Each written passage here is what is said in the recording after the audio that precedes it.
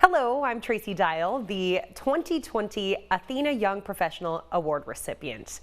I have a couple of words of wisdom I'd like to share with you all. First of all, the 5 Ps. I learned that from a professor in college, and they are prior planning prevents poor performance. And even though 2020 showed us that, the best laid plans can just go by the wayside, at least having that plan gives you a little sense of control, which I found has been so important in the middle of a pandemic. And also, it'll cost nothing to dream and everything not to. That's been one of my favorite quotes ever since I read it on a painting at a thrift shop in Lewiston, Idaho.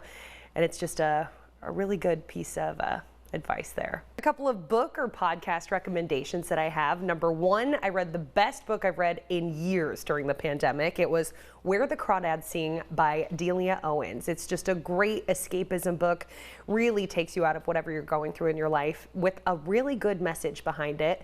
And also the author is living in North Idaho, so that was a fun little Northwest tie for us. And my favorite podcast of all time is Death, Sex, and Money. Might be a sort of a weird name. They always say it's a podcast about the things you think about a lot but need to talk about more. The host of it is just incredible. She's got a great voice, really has a good handle on how to interview people and really get to the heart of an issue. They have episodes on everything from social class to aging to essential workers and non-essential workers, and it's a really interesting podcast to just learn about what other people are going through or what other mindsets there are out in the world today.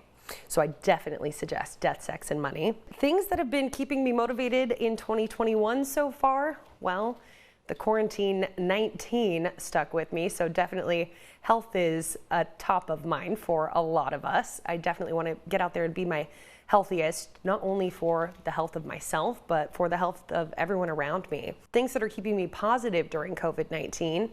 I feel really blessed that I have a job that I'm able to go to, but I also understand a lot of people have been struggling not being able to work or just having extra issues because of the pandemic. So just really taking stock of what I do have and being grateful for it is what keeps me positive.